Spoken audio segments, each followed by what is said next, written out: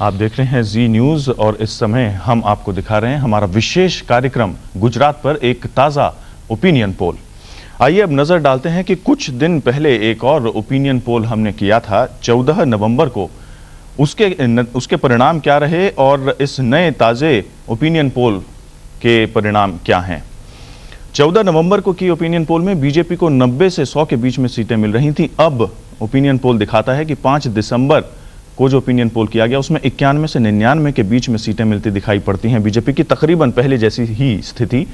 कांग्रेस को 62 से 75 के बीच सीटें मिल रही थी। आगे बढ़ी है कांग्रेस, 88 से 94 के बीच नजदीक पहुंची है बीजेपी के, और अन्य 8-15 थे पहले और अब 0-5 के बीच में उन्हें सीटें मिल सकती हैं। यानी कि अन्य की ओर से और शायद बीजेपी की ओर से कुछ सीटें कांग्रेस की तरफ जाती दिखाई दे रही हैं। क्या, इसी को समझने के लिए मैं सवाल पूछूंगा चंदन मित्रा जी से।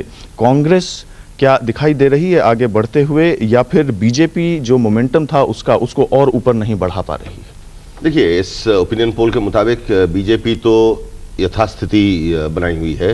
वो 90 से 100 और 91 से 99 में कोई खास अंतर नहीं है। मुझे लगता है आपके पहले ओपिनियन पोल में अन्य को कुछ ज्यादा ही सीटें दी गई थी, क्योंकि गुजरात में एकदम ध्रुवीकरण जो है वो संपूर्ण है और कांग्रेस और बीजेपी की सीधी लड़ाई है लगभग हर एक कंस्टिट्यूएंसी में। और ये जो छोटी मोटी पार्टियां हैं, मुझे तो लगता है इनके लिए खाता खोलना बहुत ही मुश्किल हो जाएगा। तो ये हो सकता है कि 14 नवंबर तक लोग निर्णय नहीं ले पाए थे, और जो फ्लोटिंग वोट जो है वो फ्लोटिंग वोट जो है हो सकता है कि ये थोड़ा सा कांग्रेस की तरफ इनका झुकाव हुआ है। रुझान फ्लोटिंग वोट्स का कांग्रेस की तरफ गया है, इसीलिए कांग्रेस आगे बढ़ते हुए नजर आ रही है आपके लेटेस्ट ओपिनियन पोल में। लेकिन मुझे लगता है अभी भी बीजेपी का जो वो मेजॉरिटी मार्क जो है वो 92 है। तो आपके ओपिनियन पोल के मुताबिक वो 91 बीजेपी को आप कम से कम दे रहे हैं। तो बीजेपी के लिए मुझे लगता है मेजॉरिटी की तरफ है। अभी अगले 7 दिन में अगर कोई बहुत बड़ा उलटफेर नहीं हो तो बीजेपी अपना बढ़त बनाए रखने में कामयाब होगी। अभिषेक जी, कांग्रेस की जमीनी हालत इस समय आपसे बेहतर और कोई नहीं समझा सकता। ओपिनियन पोल्स तो ठीक है, इसमें एरर्स होते हैं। आपका अपना आकलन आज कांग्रेस का क्या बताता है? गुजरात की जमीन की खुशबू को सूंघते हुए आप अपने आप को कहां पाते हैं? ये जो आंकड़े भी दिखाया आपने, ये अपनी कहानी बता रहे हैं। जहां तक निरंतर इंप्रूवमेंट का सवाल है, निरंतर अग्रसर हो रही है इन आंकड़ों के अनुसार कांग्रेस। हमारी भी कुछ ऐसी खबर थी, लेकिन फर्क सिर्फ इतना था कि जो पुराने फिगर थे उस पर हमारा मार्जिन काफी कम बताया गया था हमारे अनुसार, जो हमारे को रिपोर्ट्स आई। और मेरी ये थी थिंकिंग इसके ऊपर कि करीब करीब पिछले 10 दिनों में और उसके बाद अब जितना भी सुधार हो रहा है सिर्फ कांग्रेस की तरफ ही हो रहा है, और कांग्रेस इस कारण से आगे निकल गई है। आप ऐसा क्यों कह पा रहे हैं? इसके कई कारण हैं। क्यों कोई जाना चाह रहा है कांग्रेस की तरफ? इसके कई कारण हैं। इसका मुख्य कारण तो यह है कि जो बीजेपी के और बीजेपी के मुख्यमंत्री साहब की जो कथनी है, वहां पर जिस प्रकार से उन्होंने एक मैसेज भेजने की कोशिश की है कि सिर्फ वही हिंदू धर्म के अगवा है, वही उन्हीं की मोनोपोली है, इसके थ्रू पब्लिक ने देख लिया है। पब्लिक इस बात को समझ गई है कि हिंदू धर्म की बात सिर्फ एक कोई बीजेपी की मोनोपोली हो, ऐसी कोई बात नहीं है। और जो उन्होंने ये कोशिश की एक भय का वातावरण क्रिएट करने की, असुरक्षा की, असुरक्षा भी उनकी, प्रधानमंत्री भी उनके, मुख्यमंत्री भी उनके, और सुधार भी उनका। तो ये बात तो बड़ी अजीबोगरीब लगती है। इस पर मल्होत्रा जी का क्या कहना है, वो प्रतिक्रिया हम जरूर लेंगे, लेकिन उससे पहले एक सवाल और जो ओपिनियन पोल में पूछा गया, जिन लोगों ने इस ओपिनियन पोल में शिरकत की उनसे एक सवाल यह पूछा गया कि आपको क्या लगता है इन चुनावों में कौन से मुद्दे हावी रहेंगे? भूकंप पुनर्वास, 4% लोगों ने कहा कि भूकंप पुनर्वास कोई मुद्दा अब रह गया है। आर्थिक मंदी, 17% लोगों ने कहा कि आर्थिक मंदी एक मुद्दा है। उनकी नजर इस पर है कि इंडस्ट्री गुजरात में दोबारा रिवाइव हो, बिजनेस पहले की तरह तेजी पर आए। सूखा, 6% लोगों ने कहा। सांप्रदायिक तनाव, ये 17% लोगों ने इसे भी एक बड़ा मुद्दा माना। और कुप्रशासन यानी कि बैड एडमिनिस्ट्रेशन, 8% लोगों ने ऐसा कहा। मल्होत्रा जी, अभी अभिषेक मनु सिंघवी जी कह रहे थे कि माहौल कुछ ऐसा भयावह बनाया मोदी जी ने, और इस तरीके के इन्होंने आरोप लगाए। ऐसा कुछ शायद दिखाई दे रहा है इस ओपिनियन पोल में भी, सांप्रदायिक तनाव वगैरह की बातें हैं। बीजेपी का अपना आकलन क्या है? आप कितने कॉन्फिडेंट हैं कि ये कोई मुद्दा नहीं है और ये बढ़त आप बरकरार रखेंगे? जी हाँ, मुझे लगता है कि अभी हमारे ट्रम्प कार्ड और देश के सर्वश्रेष्ठ नेता और जनता के हृदय सम्राट वाजपेयी जी को भी वहाँ जाना है जी। अभी वो 7 और 9 तारीख को वहाँ जाएंगे। हमें आशा है कि 7 और 9 तारीख के उनके दौरे के बाद परिस्थितियों में पूरी तरह से और परिवर्तन होगा, हमारी बढ़त पहले से कहीं ज़्यादा बढ़ेगी जी। और पिछले दिनों में हमने इस बात का ध्यान रखा है कि पिच पे हम पहले ही न चले जाएं और इसलिए 30 तारीख से हमने बड़े पैमाने पे शुरू किया। सभी नेता वहां पर गए हैं, वहां पर जा रहे हैं। यानी कि आपकी कोशिश ये है बीजेपी के कि पहले स्कोर बोर्ड पर स्कोर आ जाए और फिर आप अपनी बैटिंग शुरू करें और चेज करें उस टारगेट आगे को। ओपिनियन पोल भी यही बताता है जो दूसरे दौर का है कि अगर बड़े नेता वहां पर कैंपेनिंग करेंगे तो बीजेपी का फायदा होगा उससे। और प्रधानमंत्री अटल बिहारी वाजपेयी 7 और 9 तारीख को गुजरात में है। फिलहाल समय एक छोटे से ब्रेक का।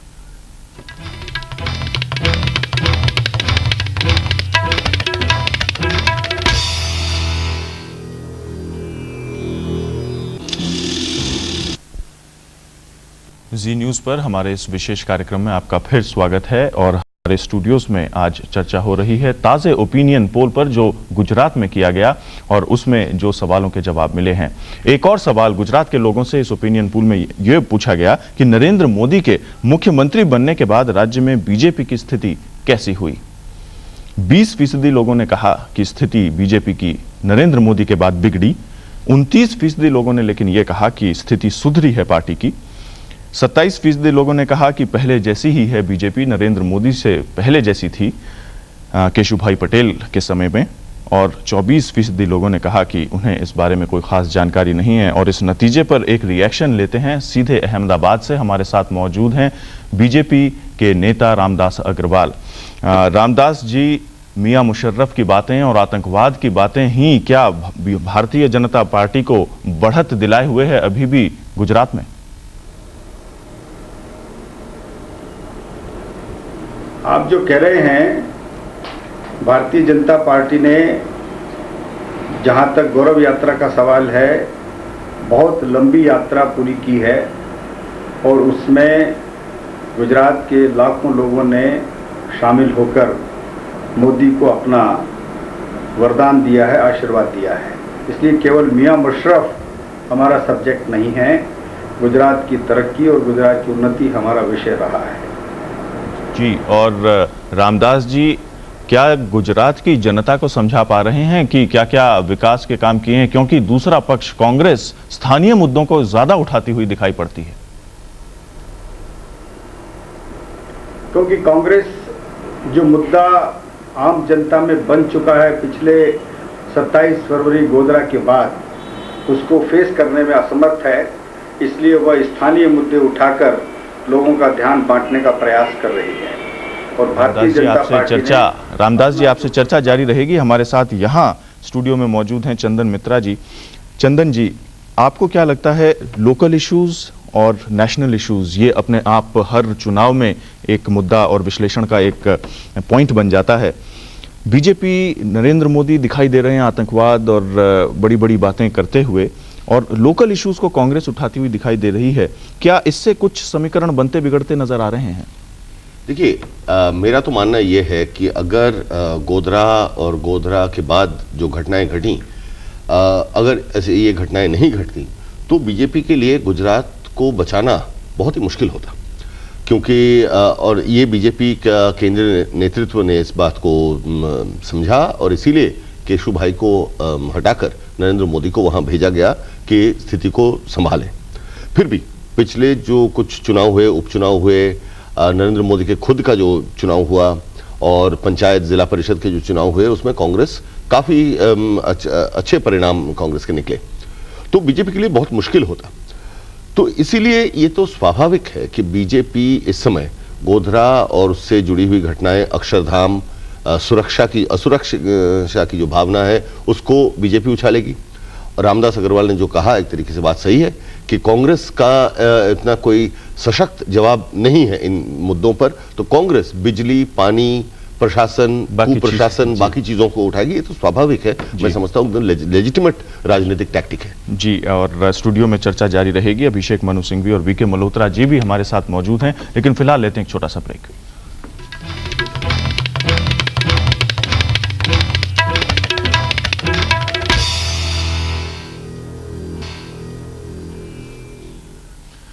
आप देख रहे हैं जी न्यूज और जी न्यूज में इस समय चल रहा है हमारा विशेष कार्यक्रम गुजरात पर। एक ताजा ओपिनियन पोल के बारे में हमारे स्टूडियो में चर्चा जारी है, लेकिन फिलहाल नजर डालते हैं आगे बढ़ने से पहले अभी तक की खास खबरों पर।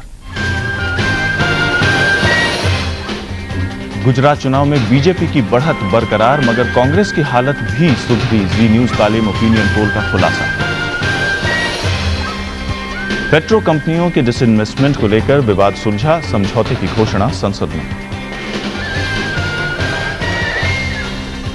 शौर्य दिवस मनाने को लेकर अयोध्या के संतों के बीच मतभेद, विवादित ढांचे की 10वीं बरसी से पहले संसद में हंगामा। और बगैर टिकट रेल पर सफर करने वालों की खैर नहीं, जुर्माना 5 गुना हुआ।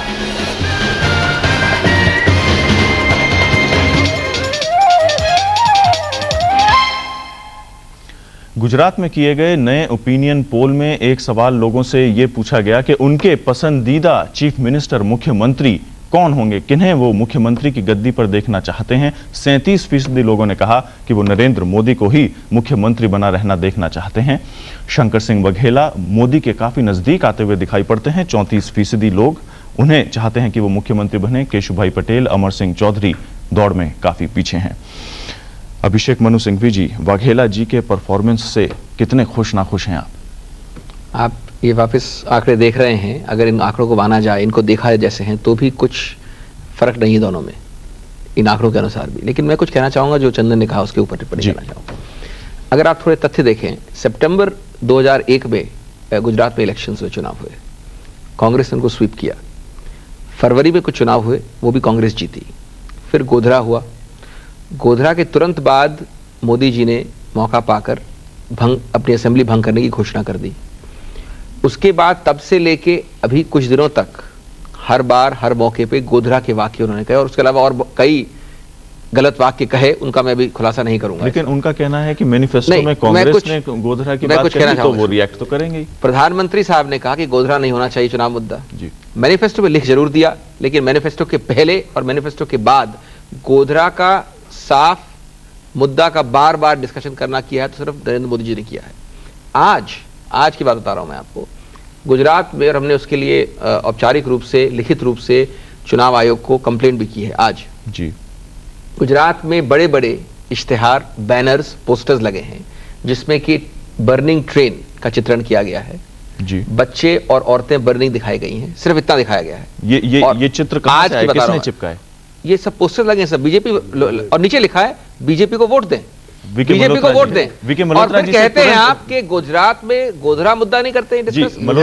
क्या मुद्दा है गोधरा? ले लेते हैं मुद्दा क्या है? अगर गोधरा हुआ, कोई भी ये नहीं कह सकता कि गोधरा में इनका कत्ल हुआ वो सही बात थी। तो उसके बाद वो गोधरा अगर मुद्दा हो गया तो सिवाय उसको रिहेबिलिटेट करना, हीलिंग टच देना, रोटी कपड़ा मकान करना, मुद्दे और क्या है? तो कांग्रेस के मुद्दे नहीं है कि इससे बड़ी गलत बयानी नहीं हो सकती कि कांग्रेस सिर्फ पानी बिजली पे चुनाव लड़ रही। इन्होंने दो मैनिफेस्टो, 50 साल के इतिहास में ऐसा नहीं हुआ कि एक में मैनिफेस्टो में अंग्रेजी में लिखें गोधरा इशू है, अहमदाबाद के दंगे इशू हैं, और गुजराती के मैनिफेस्टो में इन बातों का उल्लेख ना करें। इनको देश के सामने बताना है कि इस प्रकार की राजनीतिक बेईमानी क्यों की गई कि दो मैनिफेस्टो निकाले। दूसरी बात मैं आपसे कहना चाहता था, बहुत महत्व की, कि यहाँ पर आज इन्होंने ईद से एक दिन पहले पार्लियामेंट के अंदर धरना क्यों दिया बाबरी ढांचे को गिराने के बारे में?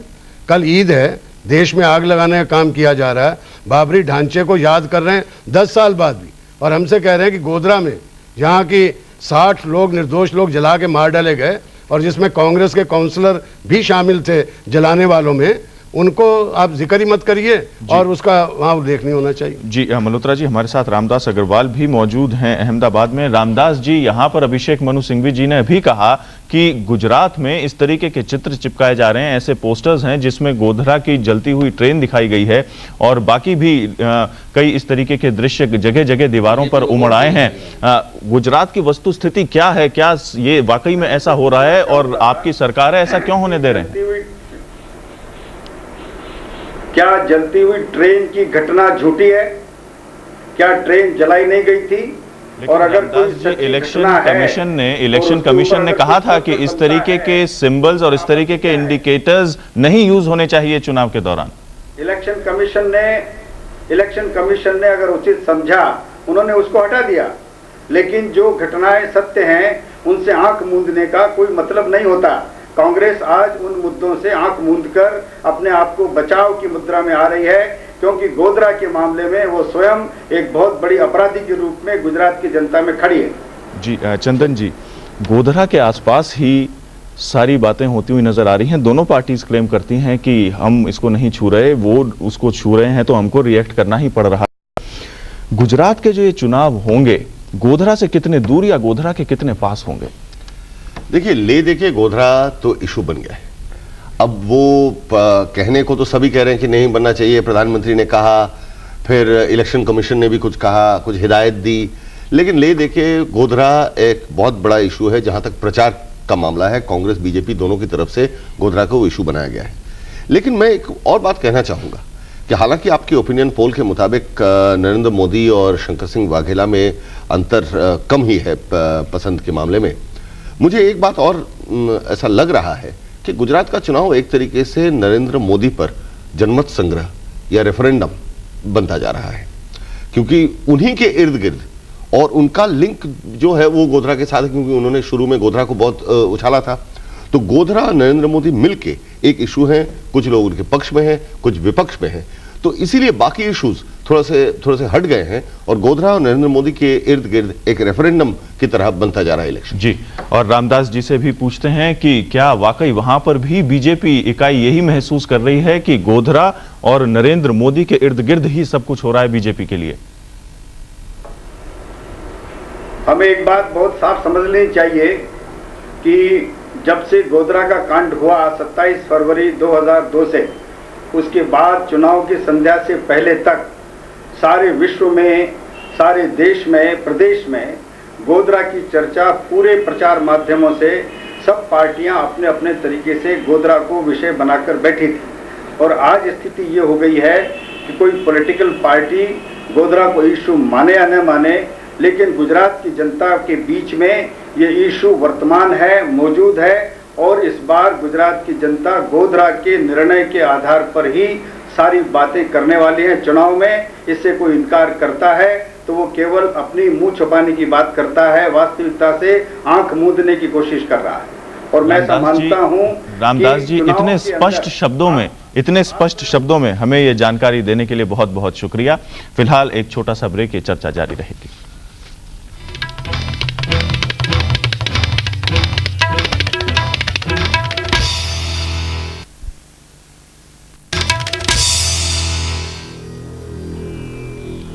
गुजरात में किए गए इस ताजा ओपिनियन पोल में एक और बड़ी दिलचस्प बात सामने ये उभर कर आई कि गुजरात के चारों इलाकों में नरेंद्र मोदी और शंकर सिंह वाघेला के बीच लड़ाई अब काफी नजदीक आ गई है।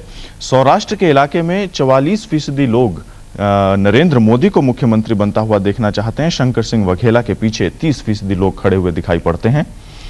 उत्तर गुजरात में 40% लोग नरेंद्र मोदी को पसंद कर रहे हैं और 39% लोग शंकर सिंह वाघेला को, सिर्फ 1% का डिफरेंस दोनों उम्मीदवारों में। मध्य गुजरात में 34% लोग नरेंद्र मोदी के साथ, 40% लोग शंकर सिंह वाघेला के साथ, और दक्षिण गुजरात में 30% लोग नरेंद्र मोदी उनकी पहली चॉइस है और 28% लोग शंकर सिंह वाघेला उनकी चॉइस है। यानी कि कम से कम 3 इलाकों में, सौराष्ट्र, उत्तर गुजरात और दक्षिण गुजरात में कांटे की लड़ाई हो रही है मुख्यमंत्री पद के लिए, जहां तक पॉपुलैरिटी और पसंद का सवाल है। और हमारे साथ अहमदाबाद में मौजूद हैं सुरेश पचौरी, कांग्रेस के नेता, और उनसे सवाल पूछना चाहते हैं हमारे साथ यहां स्टूडियो में मौजूद पायनियर के एडिटर चंदन मित्रा जी।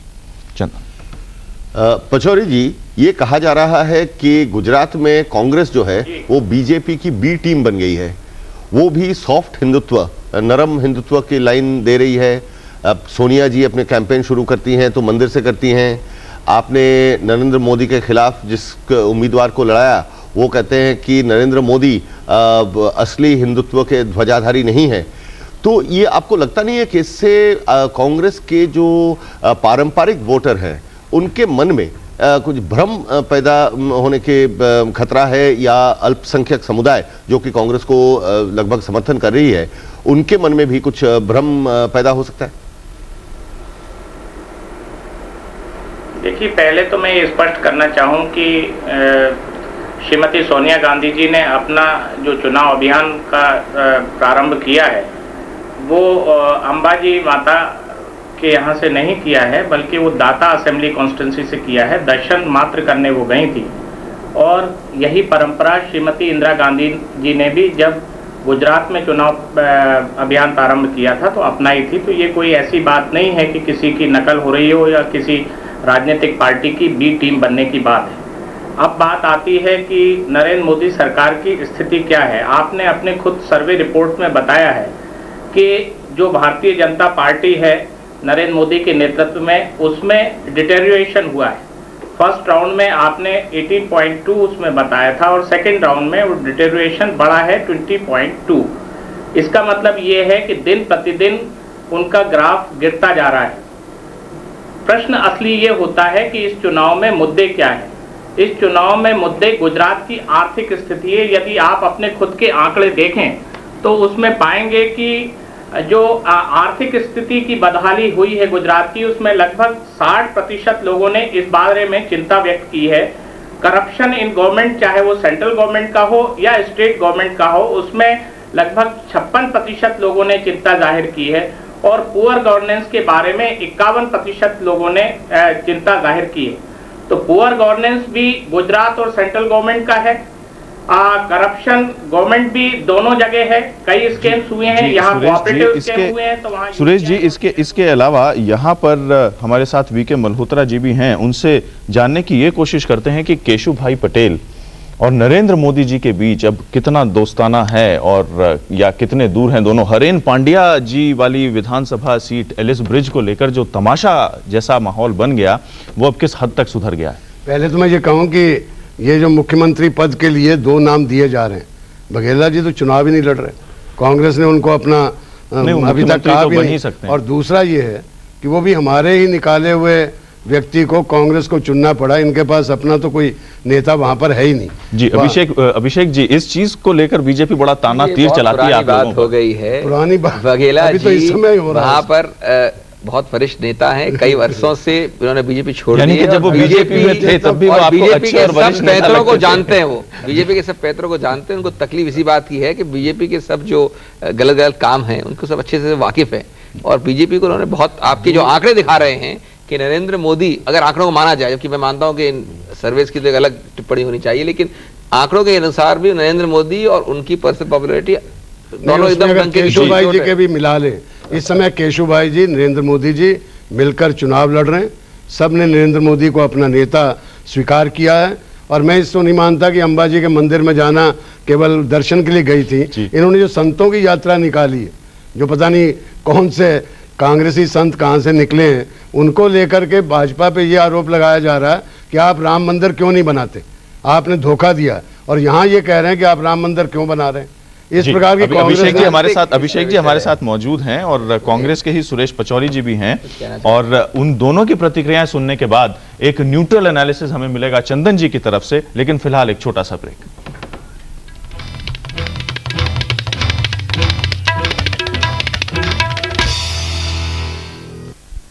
8 बजे और 10 बजे सिर्फ जी न्यूज पर। This programme is brought to you by Chambal refined oil.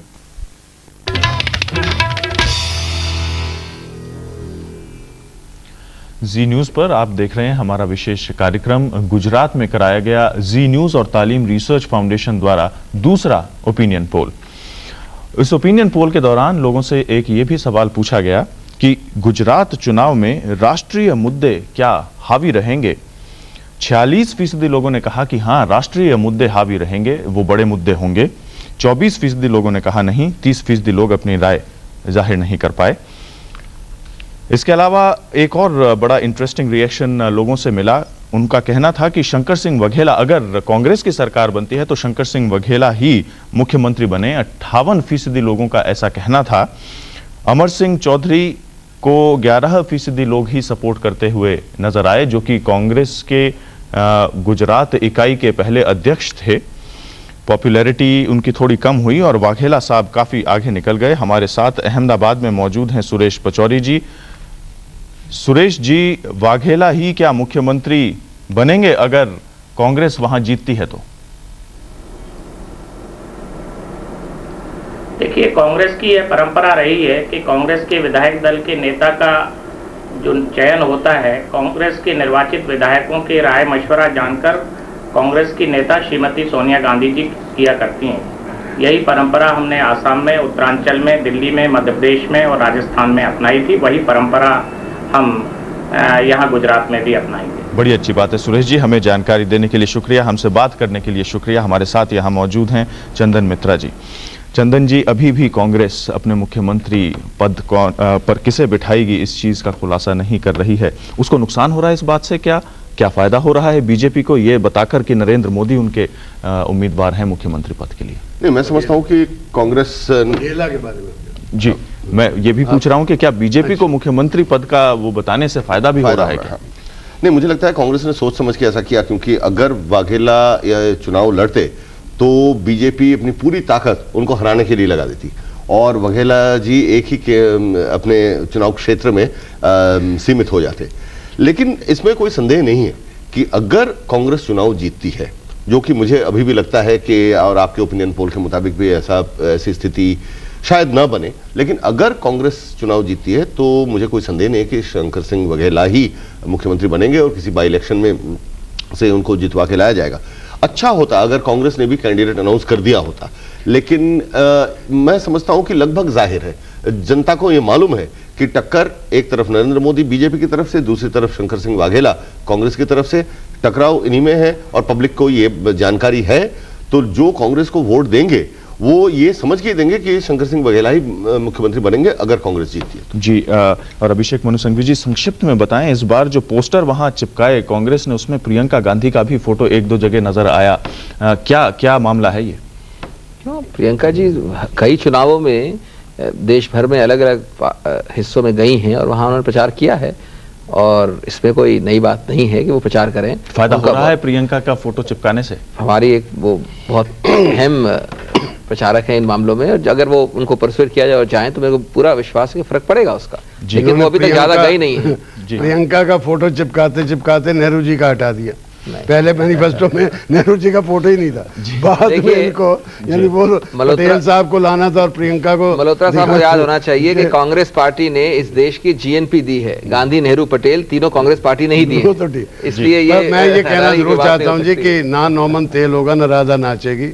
Congress का बहुमत आना ही नहीं, मुख्यमंत्री किसने बनना उसका क्या। लेकिन मल्होत्रा जी, आपके ये कहने पर हम अंत नहीं कर सकते। चंदन जी, एक हल्का सा वाइंड अप आपकी तरफ से, आपको क्या लगता है ऊंट किस करवट बैठ रहा है? देखिए, इस समय मुझे तो लगता है कि बीजेपी अपनी बढ़त बनाई हुई है, लेकिन यह भी सही है कि पिछले कुछ दिनों में कांग्रेस ने काफी हद तक कैचअप किया है और एकदम लास्ट फेज में आखिरी जो 7 दिन होते हैं वो कई बार बहुत निर्णायक होते हैं हवा बनने के लिए, और हवा अगर बन जाए तो मैं समझता हूं कि बीजेपी और आगे निकल जाएगी। लेकिन फिलहाल भी मुझे लगता है कि बीजेपी इस समय बढ़त बनाई हुई है। चंदन मित्रा जी का कहना है कि बीजेपी आगे है और अपनी बढ़त बरकरार रखेगी। हमसे चर्चा करने के लिए आप सभी का बहुत बहुत शुक्रिया। और चलते चलते एक बार फिर नजर डालते हैं कि गुजरात में कराया गया ये दूसरा ओपिनियन पोल क्या बताता है। इस ओपिनियन पोल के मुताबिक बीजेपी को 91 से 99 के बीच में सीट मिल सकती है, कांग्रेस को 88 से 94 के बीच में, अन्य 0 और 5 के बीच में होंगे। गुजरात की विधानसभा 182 सीटों की है। हमारे साथ इस प्रोग्राम में रहने के लिए बहुत बहुत शुक्रिया। जी न्यूज देखते रहें ताजा खबरों के लिए। नमस्कार।